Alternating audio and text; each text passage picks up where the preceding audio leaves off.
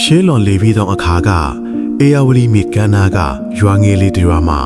မောင်လှလို့အမည်ရတဲ့လူငယ်တစ်ယောက်ရှိခဲ့ပါတယ်။မောင်လှဟာဖခင်ဖြစ်သူကွယ်လွန်သွားကြတဲ့ကအသက်ကြီးရင့်နေပြီဖြစ်တဲ့မိခင်အိုကြီးကိုတူးတဲ့ပြုစုဆောင်ရှောက်ကြီးလှုပ်ကြွေးနေတဲ့သားကောင်းတစ်ယောက်ပါ။သူတို့သားမိရဲ့ဘဝကအယမ်းကိုဆင်းရဲပါတယ်။မောင်လှဟာနေ့တိုင်းနေပူမိုးရွာမရှောင်မိသေးကိုဆင်းပြီးငါးဖမ်းရပါတယ်။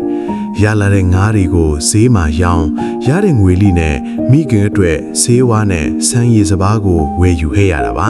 ။မောင်လှဟာရုပ်ရည်ချောမော့ပြီးစိတ်ထားလဲအလွန်နူးညံ့ပါတယ်။ရွာတွေကပြူတိုက်ကြိုက်တဲ့အနှင်းစီကိုင်းလို့ပြောလို့ရပေမဲ့သူကတော့ဘယ်မင်းကလေးကိုမှစိတ်မဝင်စားပါဘူး။သူ့ရဲ့စိတ်ထဲမှာ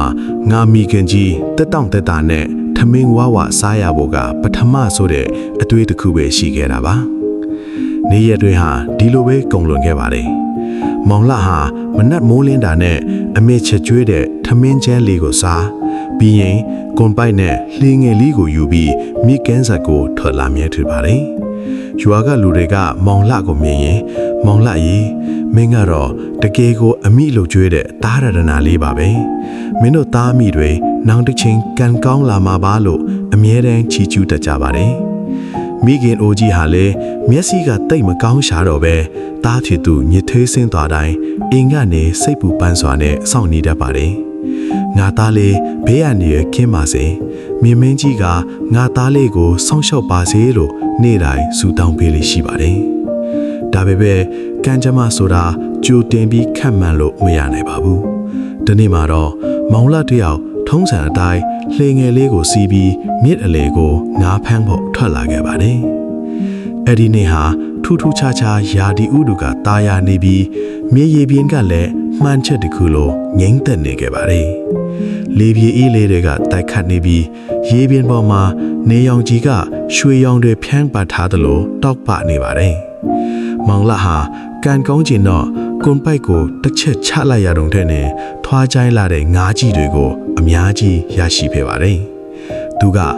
ဒီနေ့တော့ငါးတွေအများကြီးရလို့အမေအတွက်ဆေးကောင်းကောင်းနဲ့အဝတ်အစားအသစ်လေးဝယ်ပေးနိုင်တော့မယ်ဆိုပြီးဝမ်းသာအားရနဲ့ရေရွတ်လိုက်မိပါတယ်။သူဟာဝမ်းသာအားရနဲ့ကွန်ပိုက်ကိုဆွဲတင်ဖို့လုပ်ပါတယ်။ဒါပေမဲ့ထူးဆန်းတာကပိုက်ကအရန်ကိုလေးလံနေတာငါးတွေအများကြီးမိနေတာထက်ပိုပြီးလေးလံနေသလိုခံစားရပါတယ်။မောင်လှဟာအားဆွေးပြီးပိုက်ကိုဖြည်းဖြည်းချင်းဆွဲတင်လိုက်တဲ့အခါမှာတော့သူ့ရဲ့မျက်လုံးတွေဟာအံ့ဩမှုကြောင့်ပြူးကျဲသွားခဲ့ရပါတယ်။ဘာဖြစ်လို့လဲဆိုတော့ပိုက်ထဲမှာမိနေတာကတာမန်ငါးတွေမဟုတ်ပဲတကိုယ်လုံးငွေရောင်အကြေးခွင်းတွေနဲ့တလက်လက်တောက်ပါနေတဲ့ထူးဆန်းလာတဲ့တတဝါကြီးတစ်ကောင်ဖြစ်နေလို့ပါပဲ။အဲ့ဒီတတဝါကြီးဟာရုံးကန်းချင်းမရှိပဲမောင်လှကိုဝမ်းနဲစွာကောင်းတဲ့မျက်လုံးတွေနဲ့စိုက်ကြည့်နေပါတယ်။မောင်လှလည်းအံ့ဩတုန်လှုပ်နေပြီးပိုက်ကိုဖယ်ပေးလိုက်တဲ့အချိန်မှာပဲမြေရည်ပြင်းကြီးကရုတ်တရက်တောင်းချမ်းလာပြီးဝဲကရက်တစ်ခုဖြစ်ပေါ်လာပါတော့တယ်။လင်းငယ်လေးဟာဝဲကရက်ထဲကိုလဲပတ်ပြီးနမြုပ်လူနီးပါဖြစ်သွားခဲ့ပါတယ်။မောင်လှဟာလှေကိုထိမ့်မှုကြိုးစားပေမဲ့မရတော့ပါဘူး။နောက်ဆုံးမှာတော့မြင်းမင်းကြီးရဲ့ပြင်းထန်လာတဲ့ရေလိုင်းတွေကြားတွေကိုမောင်လှတယောက်ပြုတ်ကျပြီးရေအောက်ထဲကိုတရွေ့ရွေ့နမြုပ်သွားပါတော့တယ်။မောင်လှမသိခဲ့တာကတော့အဲ့ဒီငိမ့်သက်နေတဲ့ရေပြင်းကြီးရဲ့အောက်မှာသူ့ရဲ့လူဘဝကိုထာဝရဆွတ်လွတ်လိုက်ရမယ်စမ်းကြယ်လာတဲ့ရေအောက်ကဘာကြီးက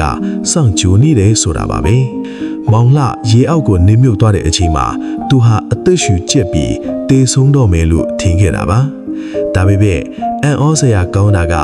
မြစ်ရေနဲ့ပိုင်းတွေကိုရောက်လီလီသူဟာရေအဲမှာကုန်းပေါ်မှာလိုမဲ့တဘာဝကြကြအသက်ရှူလို့ရလာတာကိုသတိပြုလိုက်မိပါတယ်။သူ့မျက်လုံးကိုဖြည်းဖြည်းချင်းဖွင့်ကြည့်လိုက်တဲ့အခါမှာတော့သူ့ရဲ့ရှေ့မှာလူလောကမှာတခါမှမမြင်ဘူးတဲ့စမ်းကြယ်လွတ်လာတဲ့ရေအောက်နန်းတော်ကြီးတစ်ခုကိုတွေ့လိုက်ရပါတော့တယ်။အဲ့ဒီနန်းတော်ကြီးဟာတန်တာကြောက်တွန်းနေပလေးလုံးတွေနဲ့စီးချဲထားနေ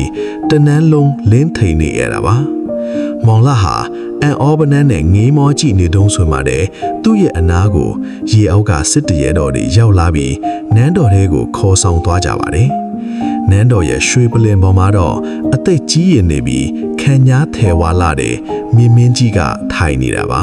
။ မြင်းမင်းကြီးကမောင်လာကိုကြည့်ပြီးဩဇာရှိတဲ့အထမ်းနဲ့အချင်းလူသားမောင်လာမင်းခုနကပိုက်ထဲကနေလွတ်ပေးလိုက်တဲ့ငွေရောင်တတဝါလေးကငါရဲ့တူးတဲ့တော့သမီးတော်လေးဖြစ်တယ်။သမီးတော်ဟာကုန်းပေါ်ကိုအလဲသွားရင်မင်းရဲ့ပိုက်ထဲမိခဲ့တာနဲ့မင်းသာလောဘဇောနဲ့သမီးတော်ကိုတတ်ဖြတ်ခဲ့ရင်ငါရဲ့အမျက်ဒေါသကြောင့်မင်းတို့ရွာပါပျက်စီးသွားမှာလို့မြင်ကြပါတယ်။ပြီးတော့မြင်းမင်းကြီးကဆက်ပြောပါတယ်။ဒါပေမဲ့မင်းဟာလူနာတက်တဲ့စိတ်နှလုံးရှိလို့သမီးတော်ကိုအသက်ချမ်းသာပေးခဲ့တယ်။ဒါကြောင့်ငါသမီးတော်ကိုကဲတင်ပေးတဲ့ဂျေဇုရှင်အဖြစ်မင်းကိုငါရဲ့သမီးမဲ့အဖြစ်တောင်းဆိုခြင်းပါတယ်။မင်းငါသမီးတော်နဲ့လက်ထပ်ပြီးဒီရေအောက်ကဘာမှာပဲစီးစိမ်ချမ်းသာတွေနဲ့နေထိုင်ပါလို့မြင်ကြပါတယ်။မောင်လာဟာရေအောက်မင်းသမီးလေးကိုကြည့်လိုက်တဲ့အခါမှာခုနကငွေရောင်တက်တဝါလေးကနေအလွန်လှပတဲ့ရေသူမြလေးအချီပြောင်းလဲနေတာကိုတွေ့ရပါတယ်။ဒါပေမဲ့မောင်လာရဲ့စိတ်ထဲမှာတော့စီးစိမ်ချမ်းသာတွေကိုမမက်မောနိုင်ပါဘူး။သူ့ရဲ့စိတ်ထဲမှာအိမ်မှာကြံခဲ့တဲ့မျက်စိမကောင်းရှာတဲ့မိခင်အိုကြီးကိုပဲတန်းတာမိနေပါတယ်။မောင်လာကမြင်းမင်းကြီးကိုဒူးထောက်ပြီးအရှင်မင်းကြီးရဲ့ကျွန်တော်ကိုချီးမြှင့်တဲ့အသက်ကျေးဇူးတင်ပါတယ်။ဒါပေမဲ့လူလောကမှာကျွန်တော်ကိုမျှော်နေမဲ့အမိအိုကြီးရှိပါတယ်။ကျွန်တော်မရှိရင်အမေဟာအစာငတ်ပြီးတေဆုံးသွားလိမ့်မယ်။ဒါကြောင့်ကျွန်တော်ကိုလူလောကကိုပဲပြန်ခွင့်ပြုပါလို့ငိုယိုပြီးတောင်းပန်ရှာပါတယ်။ဒါပေမဲ့ရေအောက်မင်းသမီးလေးကမောင်လာရဲ့ရိုးသားဖြူစင်တဲ့စိတ်ကိုမြင်ပြီးပိုလို့တောင်ချစ်မြတ်နိုးသွားပါတယ်။မင်းသမီးလေးကမောင်လာရဲ့ထွက်မသွားပါနဲ့။သမီးတော်မောင်လာကိုအယမ်းချစ်မိသွားပါပြီလူပြောပြီးတားစီပါတော့လေ။မင်းကြီးကလည်းသမီးတော်ရဲ့စန္ဒာကိုမလွန်ဆန်ချင်တော့ကြောင်းမောင်လာငါလူရေအောက်စီးစဉ်အရာဒီကိုရောက်လာတဲ့လူသားတစ်ယောက်ကဒီအတိုင်းလူဘဝနဲ့လူဘဝကိုပြန်သွားလို့မရဘူးမင်းဒီမှာနေမယ်ဆိုရင်တော့ရေအောက်ရဲ့အရှင်မိကြောင်မင်းကြီးအဖြစ်မင်းကိုယာရုပေးမင်းအကယ်၍မင်းပြန်ခြင်းတောင်မှမင်းမှရွေးချယ်စရာလမ်းတစ်ခုပဲရှိတယ်လို့ခက်ခဲရဲ့စီကံချက်တစ်ခုကိုစတင်ပြီးထုတ်ပြောပါတော့တယ်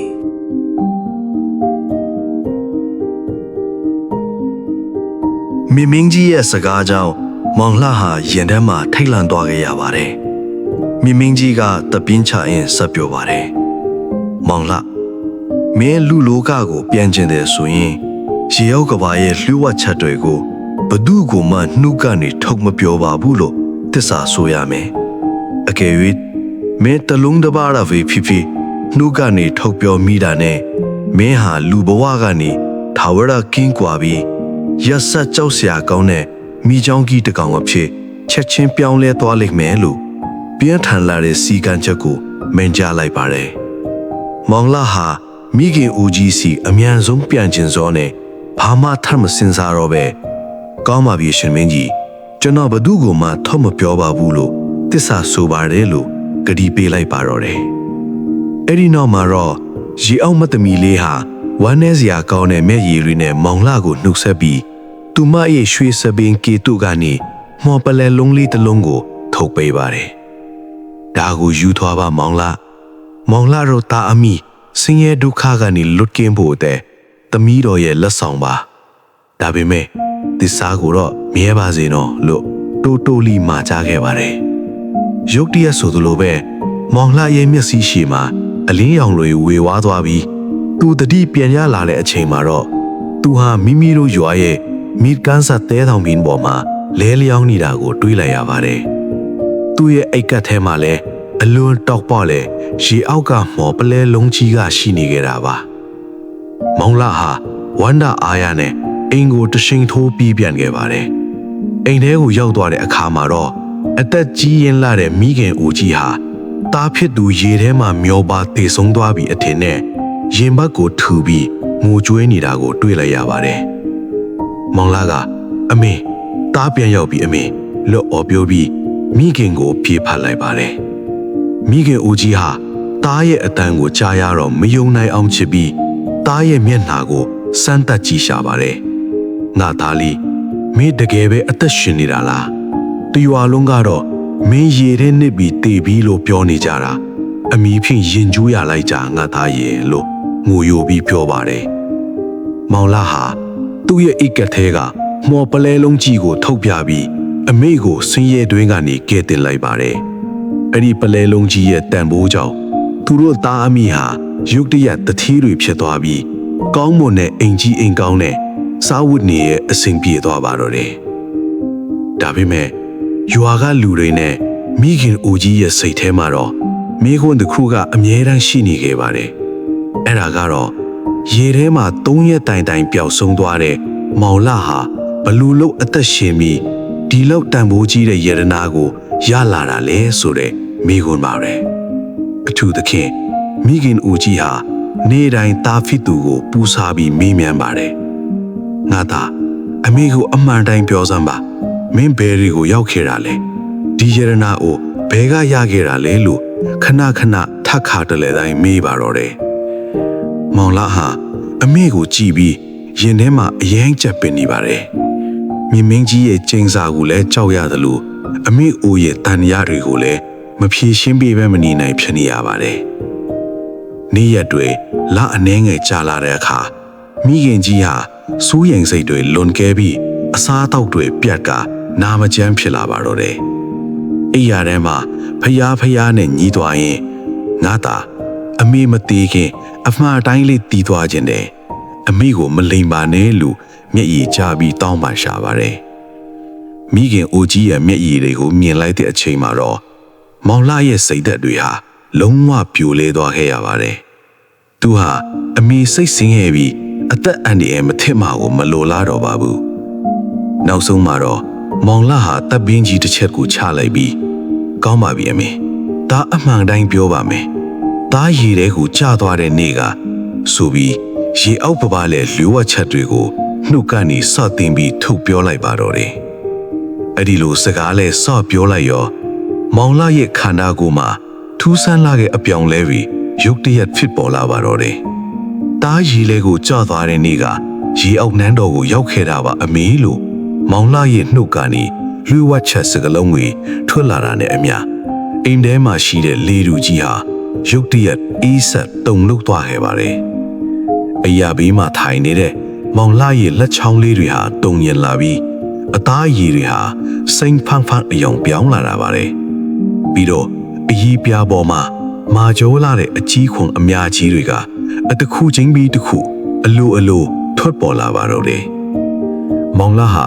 နာကျင်လွန်းလို့ဂရမင်ဘော်ကိုလှင်းဆင်းပြီးအော်ဟစ်ရှာပါတယ်။အာအမေတားကိုကေပါအောင်တားရဲ့ခန္ဓာကိုယ်ကြီးတစ်ခုခုထစ်နေပြီအမေလို့အော်ပြောနေရင်ကပဲသူ့ရဲ့အတန်ဟာတဖြည်းဖြည်းနဲ့လူသားမပေါက်တော့ပဲကြောက်စရာကောင်းတဲ့တရိษံကြီးတစ်ကောင်ရဲ့ဟင်းဟောက်တန်ကြီးအဖြစ်ပြောင်းလဲသွားခဲ့ရပါတယ်။မိခင်အိုကြီးဟာမျက်စိကောက်ကောက်မမြင်ရပေမဲ့တားဖြစ်သူရဲ့နာချင်းစွာအော်ဟစ်တန်နဲ့ထူးဆန်းလာတဲ့အနက်အသက်တွေကိုခန်းစားမိပြီးတုံတုံရင်ရင်နဲ့စမ်းသပ်ကြည့်ရှာပါတယ်။အမေအိုကြီးရဲ့လက်ကတားကိုစမ်းမိတဲ့အခါမှာတော့နူးညံ့တဲ့လူသားရဲ့အသားရည်မဟုတ်တော့ပဲကြမ်းထမ်းလာတဲ့မိချောင်းရဲ့ကြောကုန်းအကြီးခွန်ကြီးတွေကိုပဲစမ်းမိပါတော့တယ်။ဖြစ်မအဖေကလေငါသားရဲ့အမေမားပါပြီအမေအတင်းမမေးတဲ့ကိုငါသားလေးကိုဘာတွေကဖြက်စီးပစ်လိုက်တာလဲဆိုပြီးမိခင်ကြီးဟာရင်ဘက်ကိုစီတီးတယ်လို့တထုထုနဲ့ငိုကြွေးပါတော့တယ်။ဒါပေမဲ့ဂတိတဆာရဲ့ကျင်စာကတော့နောက်ပြန်လွှဲလို့မရတော့ပါဘူး။မောင်လာရဲ့ခန္ဓာကိုယ်ဟာမိနစ်ပိုင်းထဲမှာပဲအလျား15ပေလောက်ရှိတဲ့ကြီးမားထွားကျဲလာတဲ့မိချောင်းအိုကြီးအထိလုံးဝပြောင်းလဲသွားခဲ့ပါပြီ။သူ့ရဲ့မျက်လုံးအစုံကတော့မိချောင်းမျက်လုံးဖြစ်သွားပေမဲ့အမေအိုကြီးကိုကြည့်ပြီးမျက်ရည်တွေတရဟောစီးကနေခဲ့တာပါ။မောင်လာဟာလူစကားမပြောနိုင်တော့ပါဘူး။သူဟာမိခင်အိုကြီးကိုနောက်ဆုံးအနေနဲ့နှုတ်ဆက်တဲ့အနေနဲ့သူ့ရဲ့ဦးခေါင်းကြီးနဲ့မိခင်ရဲ့ခြေထောက်ကို3 ကြိမ်တိုက်အသားရတိုက်ဝှီခံတော်ခဲ့ပါတယ်။အဲ့ဒီနောက်မှာတော့သူဟာအိမ်တကားကိုဝုန်းကနေတူးဝှီဖွင့်လှစ်ပြီးရွာလမ်းမအတိုင်းမြစ်ကမ်းနားစီကိုအရှိန်ဟုန်နဲ့ပြေးထွက်သွားပါတော့တယ်။ရွာကလူတွေဟာလည်းအိမ်ထဲကနေရုတ်တရက်ပြေးထွက်လာတဲ့မိချောင်းကြီးကိုမြင်ပြီးမိချောင်းကြီးလာပြီးဟေးဆိုပြီးထိတ်လန့်တကြအော်ဟစ်ပြီးဝေးရာကိုထွက်ပြေးကြပါတယ်။ဒါပေမဲ့အဲ့ဒီမိချောင်းကြီးဟာ ဘသူ့ကိုမှရံမမှုပါဘူးသူဟာရေဝေးလက်ရှိတာအရာဝတီမြေကမ်းစပ်ကိုရောက်တော့မြေရေပင်ကြီးကိုလှည့်ကြည့်ပြီးညီးသွားတဲ့အတန်းတစ်ချက်ဖြူလုပ်လိုက်ပါတယ်အဲ့ဒီနောက်မှာတော့မောင်လှအတွင်ပြောင်းထားတဲ့မိချောင်းမင်းကြီးဟာမြေရေပင်ကြီးကြီးစဲကိုဘုံကနေခုံချပြီးရေလိုင်းတွေကြားထဲမှာထာဝရပျောက်ကွယ်သွားပါတော့တယ် မောင်လတယောက်မြစ်ကြောင်းကြီးဖြစ်နေမြစ်သေးကိုခုံချပျောက်ကွယ်သွားပြီးတဲ့နောက်မိခင်အိုကြီးဟာတားကိုလွမ်းဆွတ်တဲ့စိတ်နောင်တရတဲ့စိတ်တွေနဲ့မိကန်းနားမှာပဲနေတိုင်းလာထိုင်ပြီးငိုကြွေးနေခဲ့ရှာပါတယ်ငါသားလေးမောင်လကြီးအမေကိုပစ်သွားပြီလားအမေမှားပါပြီငါသားကြီးလို့အော်ဟင်မျောလင့်နေတတ်ပါတယ်ထူးဆန်းတာကတော့မိခင်ကြီးမိကန်းနားမှာလာထိုင်တဲ့နေတိုင်းရေပင်ပေါ်မှာကြီးမားလာတဲ့မြေကြောင်းကြီးတစ်ကောင်ဟာငြိမ်သက်စွာနဲ့ပေါ်လာတတ်တာပါပဲအဲ့ဒီမြေကြောင်းကြီးဟာဘသူ့ကိုမှလည်းရံမမှုဘူးဘယ်တတဝါကိုမှလည်းကြိုက်ခဲခြင်းမရှိပါဘူးသူဟာမိခင်အိုကြီးရှိရာကန်းဆက်အနားကိုဖြည်းဖြည်းချင်းကူးခတ်လာပြီးမျက်ရည်တွေဝိုင်းနေတဲ့မျက်လုံးတွေနဲ့အမိတ်ကိုငေးကြည့်နေတတ်ပါတယ်ပြီးရင်မိခင်အိုကြီးစားဖို့အတွက်မြေသေးကကောင်းမွန်တဲ့ငါးကြီးတွေကိုပါဇက်နဲ့ကိုက်ချိပြီးကန်းကြီးပေါ်ကိုတင်တင်ပေးပွားလိရှိပါတယ်မိခင်အပေါ်သစ္စာရှိပြီးဝတရားခြေပွန်ခဲ့တဲ့မောင်လာရဇလန်းလီကိုအဆုံးကြီးနားဆင်ပေးခဲ့ကြတဲ့အတွက်တယောက်ချင်းစီတိုင်းကိုအထူးပဲကျေးဇူးတင်ရှိပါတယ်ခင်ဗျာနောက်ထပ်လဲစိတ်ဝင်စားစရာကောင်းတဲ့မြမရိုးရာတန်နာကြီးတွေနဲ့လှူဝစမ်းကြဲရာဇဝင်တွေကိုဆက်လက်တင်ဆက်ပေးသွားမှာမို့ကျွန်တော်တို့ရဲ့ channel လေးကိုအားပေးကြပါဦးနော်အားလုံးပဲကိုယ်စိတ်နှထွာကျမ်းဝါချမ်းသာကြပါစေခင်ဗျာရွာကလူတွေလည်းဒီအဖြစ်အပျက်ကိုမြင်ရတော့မှအဲ့ဒီမြေကြောင်းကြီးဟာတခြားသူမဟုတ်ပဲမိခင်ကိုလှုပ်ကြွေးရင်းပျောက်ဆုံးသွားခဲ့တဲ့ရိုးသားတဲ့မောင်လှဖြစ်နေမှန်းအားလုံးသိရှိသွားကြပါတော့တယ်လူတွေဟာမောင်လှရဲ့မိခင်အပေါ်ထားတဲ့သားသမီးဝတရားနဲ့သစ္စာတရားကိုအလွန်ပဲတနာဂယုဏတတ်ခဲ့ကြပါတယ်နှစ်ပေါင်းများစွာကြာသွားတဲ့အခါမှာတော့မိခင်အိုကြီးဟာအသက်ကြီးရင်းပြီးကွယ်လွန်သွားခဲ့ပါတယ်မိခင်ကြီးကွယ်လွန်သွားတဲ့နေ့မှာတော့အဲ့ဒီမြေကြောင်းကြီးဟာ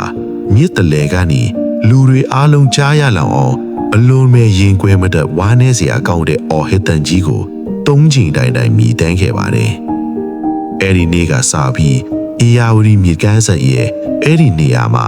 မိခင်ကိုလှုပ်ကြွေးတတ်တဲ့မြေကြောင်းမင်းမောင်လာကိုဘသူမှတခါမှပြန်မတွေ့ရတော့မှာဘူးရေအောက်ကဘာရဲ့ကျင်းစာအတိုင်းပဲသူဟာလူလောကနဲ့ထာဝရကင်းကွာသွားပြီးရေအောက်ကဘာရဲ့အရှင်တခင်မြေကြောင်းမင်းကြီးအဖြစ်ကံကြမ္မာအတိုင်းနေထိုင်သွားရပါတော့တယ်နားထောင်သူပရိသတ်အပေါင်းတို့ခမညာဒီရှေးဟောင်းရာဇဝင်ပုံပင်လေးကတော့ဒီနေရာမှာတင်ပြီးဆုံးသွားခဲ့ပါပြီဒီပုံပင်လေးကနေပေးခြင်းတဲ့သင်ခန်းစာကတော့လူသားတွေမှာဂတိသစ္စာဆိုတာအမတန်အရေးကြီးကြောင်းနဲ့တချို့သောလှုပ်ဝက်ဆက်တွေတော့အတင်းအတန်မှမဆက်စုတင်ဘူးဆိုတဲ့အချက်ပဲဖြစ်ပါတယ်ခင်ဗျာ